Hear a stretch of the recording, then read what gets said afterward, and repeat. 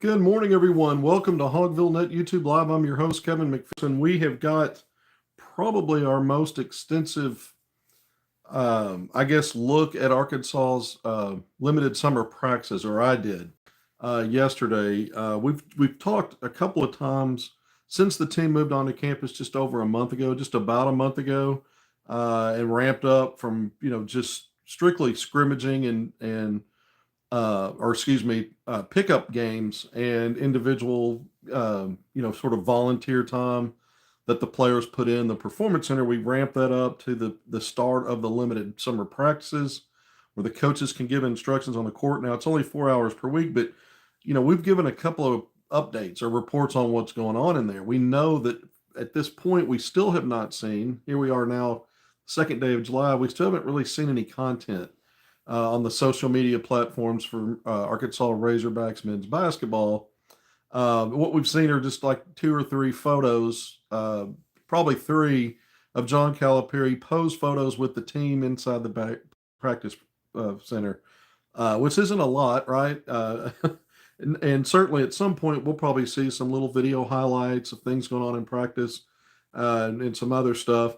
But for now, we're just going off the word. We have to rely on the word of what we get from sources.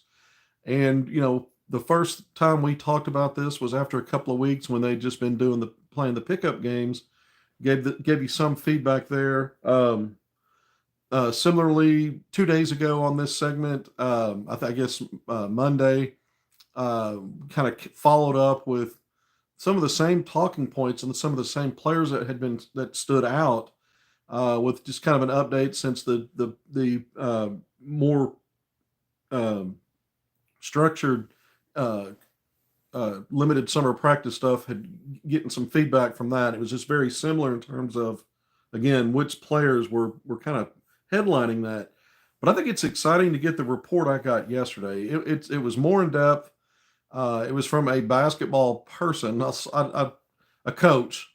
I'll say it that way. It's a coach who I have a lot of respect for. And it wasn't just one visit. It was a couple of practices in just the last few days, back to back, very recent. And it was more than one time. So you got a larger sample size than just one day where this guy might be on his game one day and the other guy's not on it. And so it's still a small sample size, but it's actually quite a bit. And I got some really good stuff out of it. Some of the stuff, it kind of excites me, to be honest with you, because it might be a little bit different than what I was expecting, based on what happened inside that performance center in year one when you looked at June and July and how that was described by John Calipari. During that time, once it was completed, at some point, Calipari did a follow-up with the media, and he told us during this press conference that they really just did individual development stuff. They didn't really get into any team stuff. He saved all of that for later. They really focused on helping guys get better. And if you remember some of the highlights that came out, the cut-ups that were produced for fans to see on social media, basically validated what he said. You saw a lot of stuff, a lot of one-on-one or two-man, dribble handoff or just something off a screen. You didn't see 5-on-5 or even 4-on-4 or any kind of, everybody on the court, offense, defense, interacting. And so what was given, what was said, was what was shown. This is very interesting to me because one of the first thing, again, this is a basketball coach weighing in here. He said certainly there was individual work, and some drill work, developmental work, but a lot of 4-on-4 and 5-on-5 that he saw. So this is very different. And I said, so was this pickup? Did they give them time just to go up and down? And they said, no, this was a controlled scrimmage stuff. And it was very much about implementing some of the stuff that they want to do. So I don't know how deep they went with the implementation, but they're actually going through some of their stuff, and giving instruction on how they want to play. And it was more, there was a very good share of actual team stuff and not just that individual development. So I found that very interesting because it signals a couple of things. We're still getting used to how Calipari does things.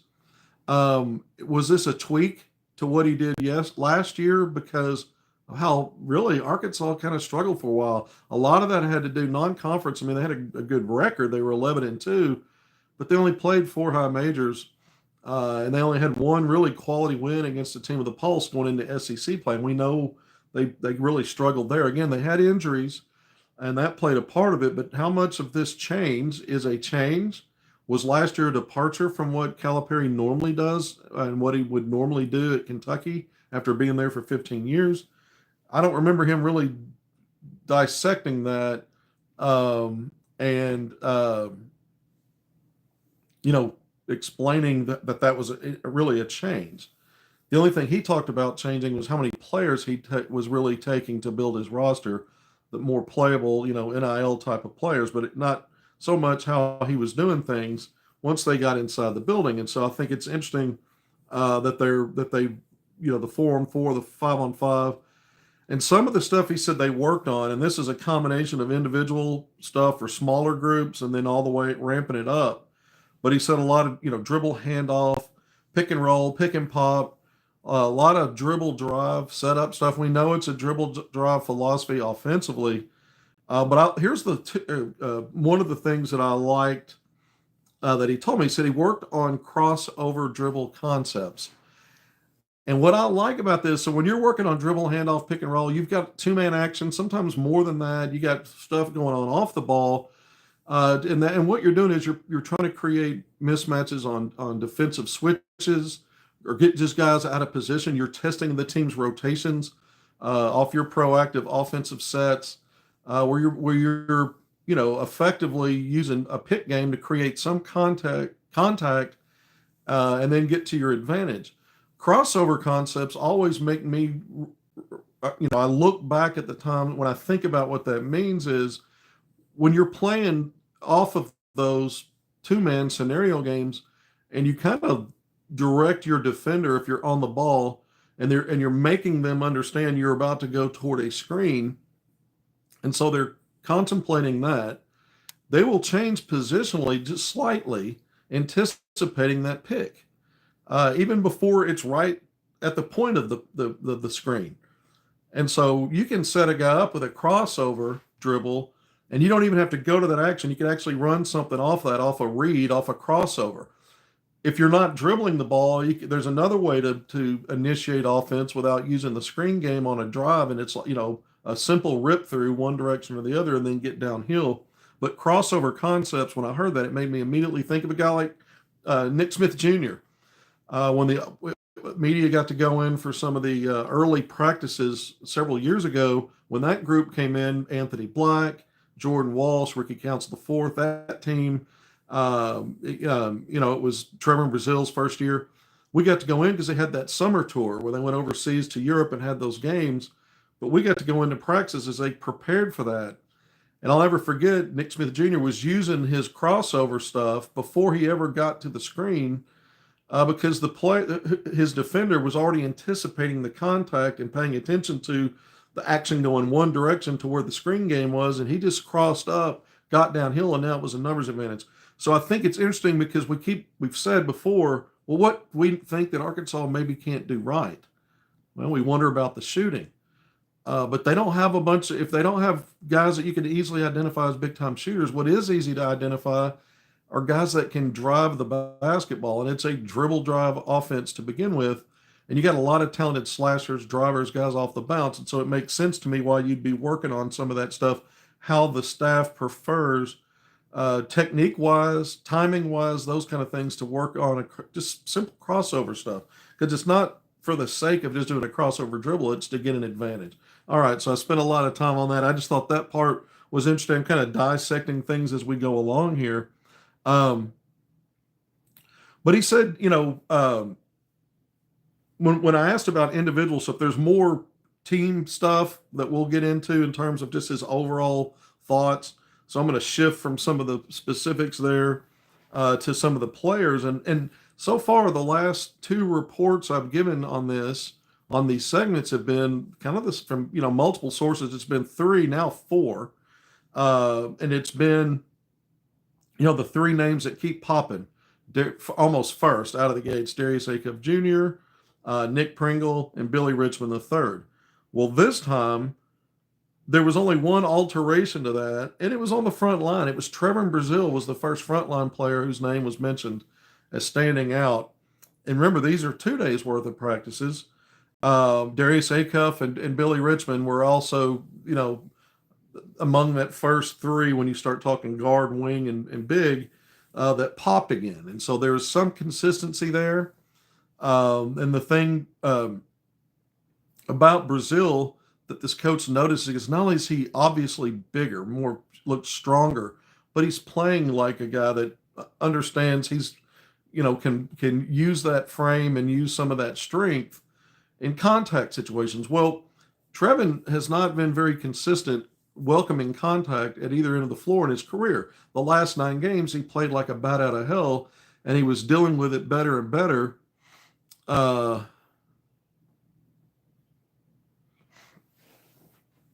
Dealing with that stuff better and better.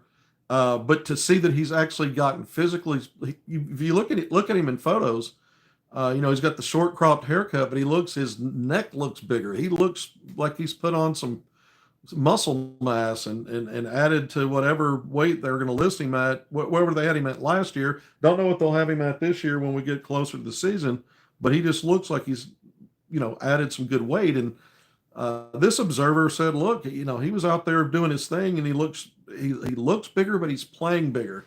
And so that's noteworthy for a team where you're trying to improve on last year's team.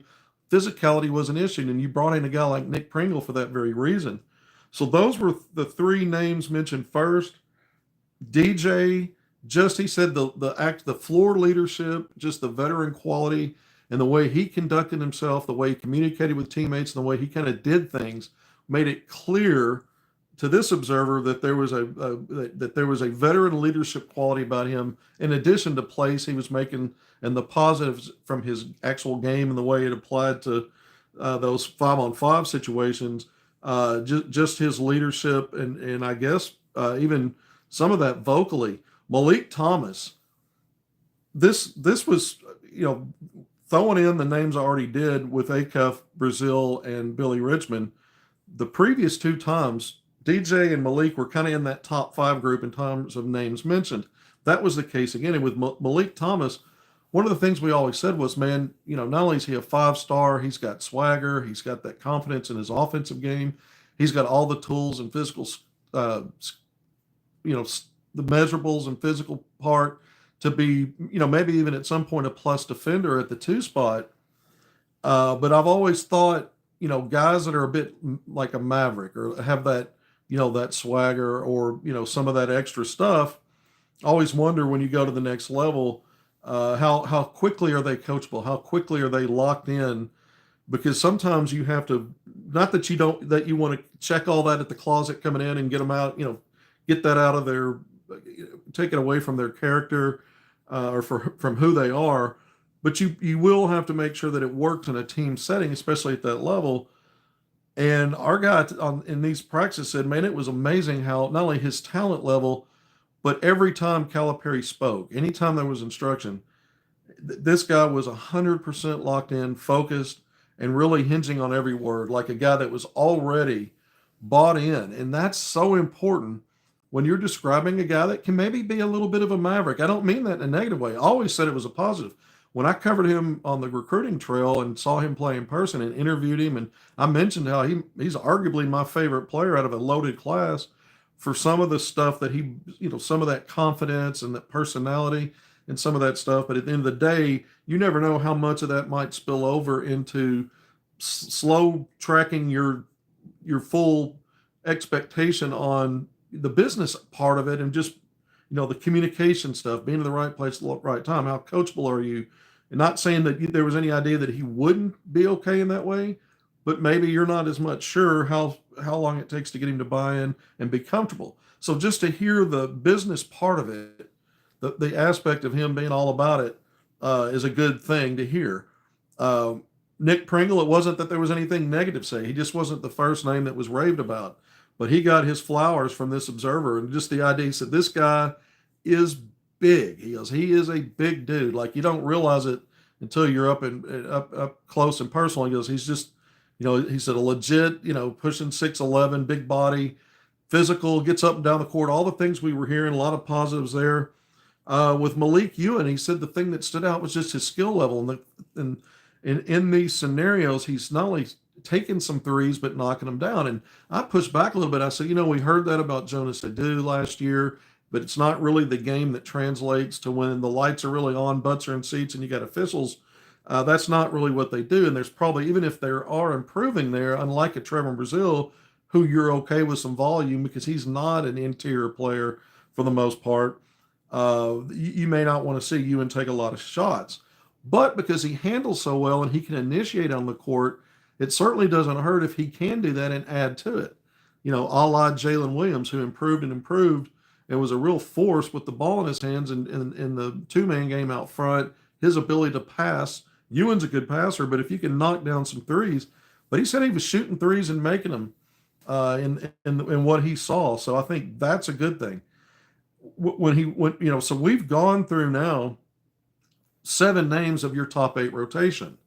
And by omission, you're probably wondering about some guys that we know are in Fayetteville. We know they're part of the team and going through these practices.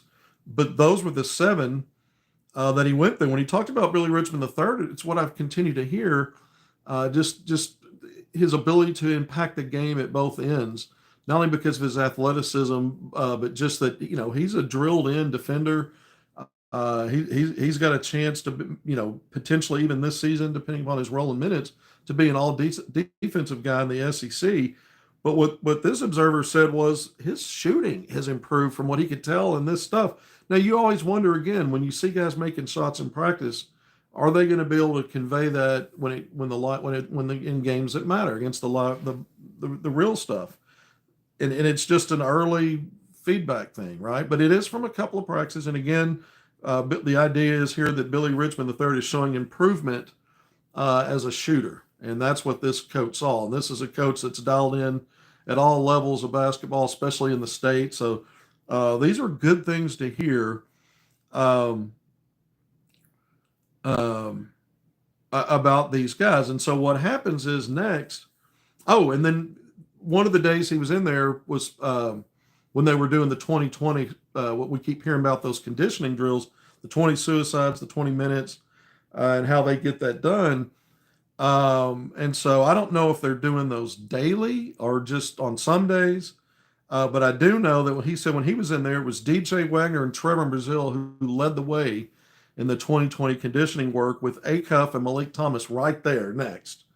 So that's the grueling stuff. That's the, if you want to take shots and make passes and do all the cool stuff, and some of that's hard work, and you break it down by just this step this way, leading to how you formulate plays and all that. Who are the players that are also leading the way in some of these conditioning drills? Because those are no fun. And, I've been around and at practices when back in the day, Nolan Richardson, we talked about yesterday, back in the practice performance center for practice a few days ago, he used to run his team ragged, and that's how he got them conditioned. And he used a deep bench. So it's nothing new, but just the idea that, we're getting some feedback now, some of the guys that are leading the way in some of those things that matter to what's going on out there. And certainly that's a part of leadership as well, being out front when it's not fun. All right, so we spent a lot of time going through. We're almost 20 minutes in. This is as much information as I've received to this point. And by omission, the names that weren't brought up when I asked, was talking about standouts and, positional groups and all that, was Carter Knox. I had to bring that up. What about Carter Knox? Yeah, he practiced. And he goes, I know he's been out for a while, and it seemed pretty clear here that he's getting his sea legs under him. Said his conditioning maybe. And he said it's not that he looked bad. He just, and though he practiced, Carter Knox wasn't necessarily that was popping out there. And if you think about it, he didn't arrive for a couple of weeks after the team did and started doing some stuff. And he was gone again for a few days. So, he was doing preparation for the NBA draft. He took some time off. No concerns here whatsoever this early, based on knowing that and what this perspective from a coach was about that. Not concerned about it. Isaiah Seeley again, framed as obviously a talented guy, going through the learning process, and then Kareem Artal was not practicing. He was in street clothes. And so, not certain if there's anything to do with injury in regard to that or something else. Who knows? But while this observer was in the building, Kareem Martell in street clothes, not practicing. So you're getting a lot of information here. And so some of the takeaways were this is probably this could be the headline. And I've saved it, I've buried the lead. The impression was this is just already looks like a tougher, more determined, more dialed into attention to detail, things of that. I'm paraphrasing, but that was one of the things that was said. The intensity. It appeared that this team has the makings to be an improvement over the version last year. And we know the version last year had its struggles, but ended up being one of the better teams in the country and had a real path to get into an Elite Eight. I mean, just shot itself in the foot as the reason I give why they didn't. And then matched up with the eventual defending champ Florida Gators, and who knows, in that Elite Eight with a chance to get to the Final Four. He said this team to him looks, when he looks at the front line, obviously the retention you've had at the wing spot and the talent of Acuff, who he just raved about, and Malik Thomas, and just how good he thought DJ was as not just a leader, but just everything put together. He said, man, I just don't see a whole lot that's missing from this team. And he said that, again, he kind of focused on the physicality and just the totality of talent. Good morning, Kevin. Thank you. And the good morning to you as well. But those were the things that stood out. So he thinks it's a better version than what Calipari had last year. And what I think, I go back to the idea that he's already installing team stuff this early. A lot of that's because of your retention. You had one full year in the program. You brought back 4 players. So half of your top 8, because you're really kind of at a top 8 right now, again, the way I see it. And when I say top 8, it's not that they don't have other guys outside that could play and help. It's just, I see a clear path for 8 players to have a predictive role in minutes and it be kind of consistent. Yeah, some of it may fluctuate based on matchups and who's performing, who picks it up. But you're not swerving or deviating probably a whole lot in your top 8, with maybe a couple after that that can help as needed. But the idea that he's already confident, Calipari, in installing stuff that matters this early, and it's less about the individual development, although they're doing that. It's not that they've just tabled that, but they're doing a lot of the team stuff. Does he see so much promise in this team that he trusts them this early, or doesn't want to leave it to chance and get this team prepared? Look at the way he's scheduled in non-conference. I mean, it's an all-star lineup of high major teams that are coming off great success last year and predicted to have great success this year. And then we know the SEC is now the best basketball league in the land. It certainly was last year the best basketball league of all time. It may not be quite that good, but it's arguably, and if not certain, to be the best league in the. So it's going to be a schedule that's going to challenge you, but you're really ramping things up early and not waiting until after June and July, all the time you had in that. Even though it's limited, it's a lot of time when you add it up. And you held off and just did individual stuff, and you held off till you get back to school to start the fall semester and ramp up more practice time, not waiting on that. And so I find that is interesting as anything. And just this idea that this observer says this team looks better to me, just what I see in 2 days, versus what Calipari had last year. So, and that, this is not just some guy hanging on and hanging out in the performance center. This is a coach that I respect very much. And so this is interesting. It's good feedback. I spent a ton of time on it, but I thought it was loaded with good intel about this team and what's in there. We haven't seen anything again. And when we do see highlights, it's not going to tell us a whole lot. I mean, it wouldn't be as detailed as something like this from just a couple of days. So I appreciate that. It's good stuff. I hope that was good for you basketball junkies, or even just Hog fans that are already excited about basketball season before football kicks off. All right, so let's go through. We know our Arkansas coaching staff, Chuck Martin, assistant coach, has been in Switzerland for the FIBA U19 World Cup.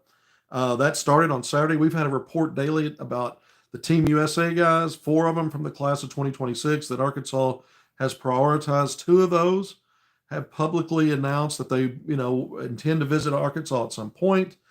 So we know that's important. Several international players. Reminder that Arkansas has had and held open, Calipari has, that 15th roster spot that could go in any direction. We've said it over and over. How does he feel it? Does he feel it? Is it already someone he's got, there in the building that can just, be a walk on again like they were last year? And then you get to 15. Speaking of Aiden Kelly, more than one way to get there. Depending upon, do you want to get to do you have someone in mind to get that ninth piece? Or is the ninth guy going to be some combination of, again, like I say, Isaiah Seeley and Paulo Semedo, one of the 7-1 combo forward, 4-5, who could help at the 4? That's the biggest glaring spot in terms of lack of depth behind Trevor Brazile. So we've said all that. But in this FIBA competition, there's some international players, because we know the 4 on Team USA that Arkansas is recruiting, again, class of 2026, a year out. But maybe there's multiple guys that you're looking at that hey, if you like what you see and you've done the work and you can get them, maybe you add someone out of this competition. And so Arkansas has been there since games started Saturday. We followed up on some of these international performers that might be names to keep an eye on in addition to the Team USA guys that Arkansas is locked in on. So Saturday, Sunday, then Monday was an off day. They were back at it Tuesday yesterday. So let's go through some of this stuff and some of the names we've already talked about, because I've got more. I've got probably 8 to 10 more players that I've done some research on in terms of could they be available this soon, even if it's 2026, that are worthy and looking to eventually come over and play college basketball at the D1 level. So at some point, we'll talk about that before we wrap up all the FIBA stuff, because it's ongoing. It goes from group play to knockout rounds, and then we'll get into quarterfinals and those things. And there's a championship, and Team USA moved to 3-0 yesterday with a blowout. I mean, just a dominant performance, nearly a 59-point win, 129-70 over Cameroon to go 3-0 in the group stuff. Team USA is back on the court later today, this morning, against Jordan. But of those Team USA players, it's really been Jordan Smith Jr. who has stood out the most in the first 2 games. He started again, but in a blowout like this, and statistically, not a lot there for him. The 6'2" guard out of Virginia, who I've compared to Cason Wallace, but at 6'2", 6'3", great arm length, wingspan, athleticism, strength, and just a really high floor IQ and sense of using his instincts to be an elite defender, to be disruptive on that end, to be a plug-in connector, glue guy at both ends, an opportunistic kind of guy in transition, slash into the basket. But in this game, Jordan Smith Jr., who has said he intends to visit Arkansas after Nike Peach Jam, which will be, here starting soon and play out through the end of July. So sometime after that, but 14 minutes, he was 0 for 3 from the field. He didn't score. 2 rebounds, an assist, and a steal. I think it was a box score, plus 28 was on the court. So 14 minutes. Everybody got to play, and most guys offensively, it looks good for him. Caleb Holt, the 6'4", 6'5" guard out of the Atlanta area, I always talk about. He's been at Grayson High School, and I've mentioned the last couple of episodes that he's transferring to Prolific Prep. Well, that was a team in California. And so yesterday I saw an interesting announcement on social media that Prolific Prep is moving from California to Florida. And so he'll be closer to that Atlanta area playing for Prolific Prep, because it's moving from one coast effectively to the other. So I thought that was interesting. But Caleb Holt, back-to-back now double-figure scoring games, kind of a quiet day on game one, but then the last couple of games in really bigger blowout margins. So you have to take it with a grain of salt, not as competitive. But he had 10 points 2 games ago. On this one, 18 points in 23 minutes. Caleb Holt, 6 of 11 from the field, including 5 of 7 from 3. And he also had 8 rebounds, 3 steals, and 2 assists. So Caleb Holt, who I've mentioned has been wanting to be featured more and more with the ability to do it at the 1. He's a 1 and a 2. I think he projects mostly at the 2 spot at the next level, but maybe we'll be able to help as he continues to develop, because he's got a really good floor IQ and he's a willing passer and facilitator. And so because of his shot creativity, it draws a lot of defensive attention. He's able to set up teammates and make the game easier for himself and everybody else. So I like that quality about him, but he shot the ball well here. Caleb Holt did. Tyron Stokes, the number 1 player, in the class of 2026. Only 9 minutes in this one. He had 6 points. I think he made both of his field goal attempts, both of his free throws, 3 assists, a couple of rebounds. The other player out of these 4 who's publicly announced that he intends to visit Arkansas. He recently visited Kentucky, but Tyron Stokes now, we'll see what happens with him once we get past FIBA and the Nike EYBL sessions and all of that in terms of a visit maybe to Arkansas. Brandon McCoy, lead guard out of Los Angeles, who's been dealing with injuries, not playing spring and summer, so this is a glimpse at him.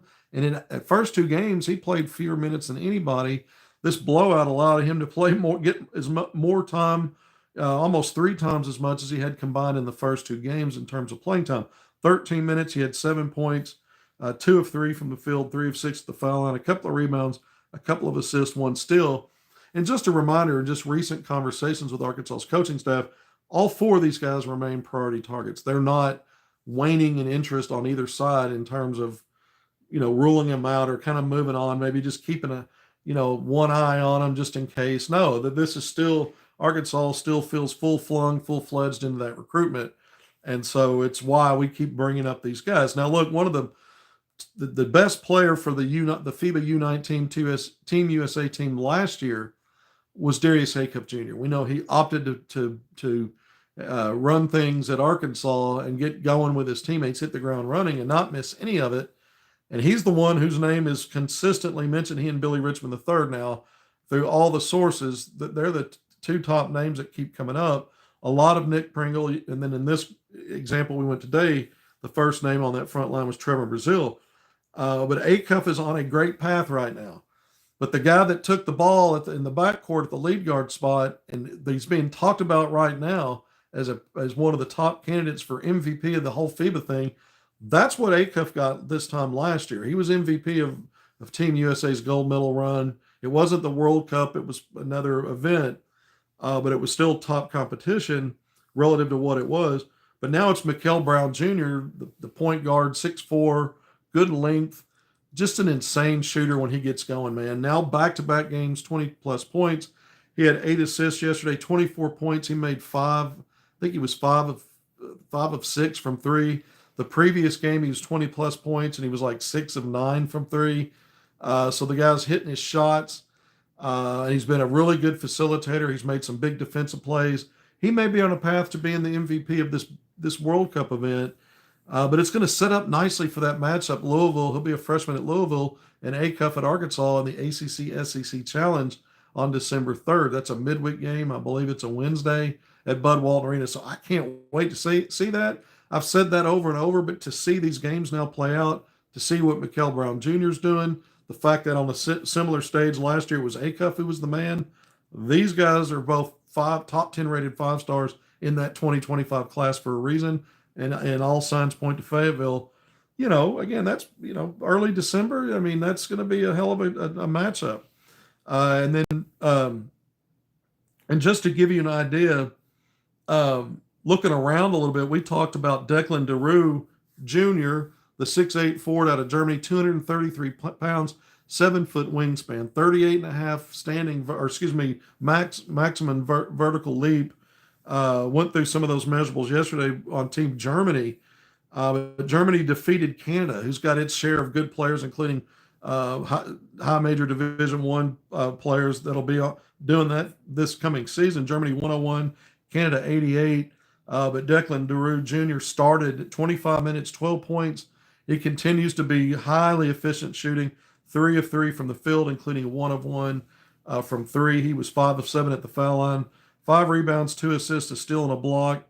He had a game-high box score plus 18 in that 13-point win for Germany.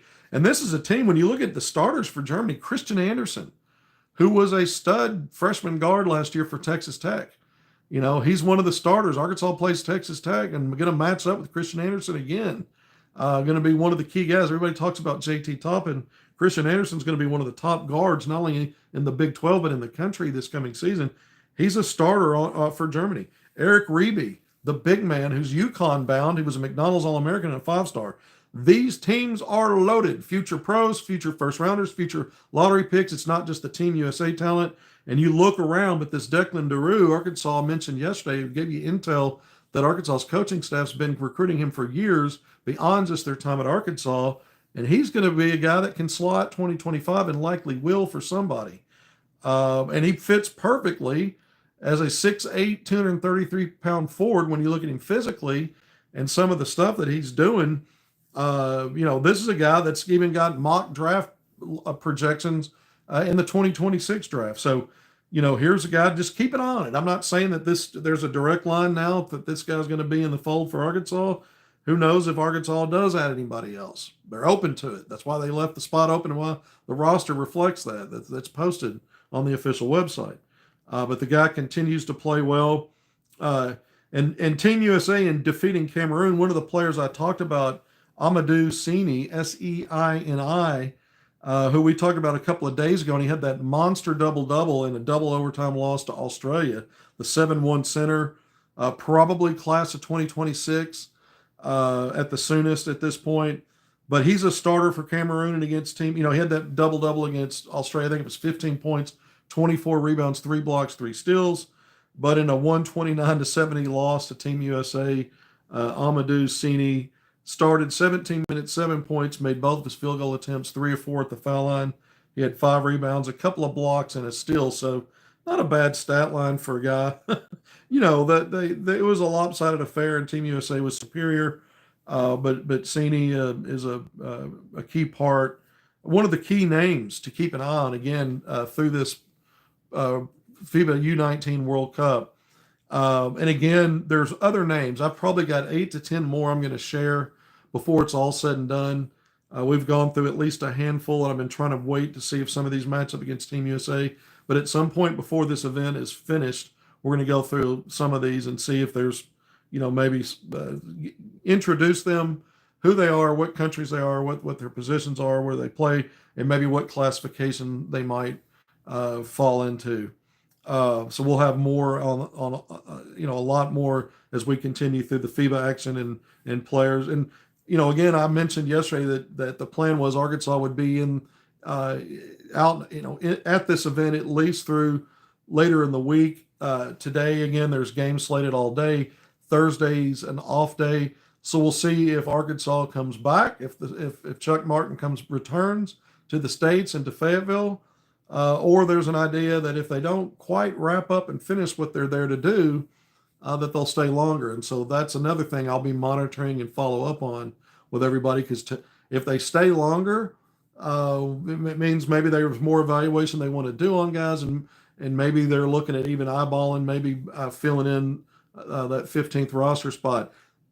If they go ahead and leave, let's say tomorrow when it's an off day, it doesn't mean that they're not on the path to do the same thing, and they've seen enough to move in that direction. So I wouldn't necessarily read into too much to what it means, other than they're really serious about this opportunity. And again, it's not just about the Team USA guys, who they know they'll continue to recruit and be out to see this month at these live eval periods when it's back to the shoe circuits and their championship events. Again, Nike EYBL, Adidas has its, Under Armour has its, Puma Next Pro 16 has its championships. And these coaches will, it'll be more than Chuck Martin. It'll be Arkansas's entire coaching staff, including John Calipari, out on the road, keeping an eye on things. All right, I hope today was good for you. I thought it was loaded with intel in terms of Arkansas practices, plural, and coming from a coach who I know and a voice I respect and an opinion I listen to. And so, just to cap it off, this is a team that seems to be further along in terms of what they're doing this time of year relative to year one. Maybe that surprises you, maybe it doesn't. But at least in this opinion, beyond just the individual players and some of the stuff that they work on, and what was impressive is the idea that this group looks to be maybe an improvement over what ended up being a really good team last year. And again, you start piecing together things. Calipari, who we haven't heard a lot from lately, and what we do here is just little nuggets of schedule drops in front of fans or parents of kids at camps to hear some of these things, and you then look at how he's scheduled, how tough it is. You start to get the idea, okay, he knows he's building something special. He knows he's got a lot of retention. He knows he's got the talent. He knows maybe physically they'll hold up better as long as they stay healthy in terms of just the physicality. Maybe he's confident enough to get into a lot more stuff early and just continue to build on it and let it kind of snowball in a good way. So I think there are some good things to take out of it. All right, just over 40 minutes. We're going to sign off now. Once again, I'm Kevin McPherson. This has been HogvilleNET YouTube Live. If you haven't done it already, please hit subscribe, like, and share. We appreciate that. It helps us out. If there's something necessary to break in live later today, we'll do that. If not, thanks for being here. We appreciate everybody. Take care of yourselves. See you soon.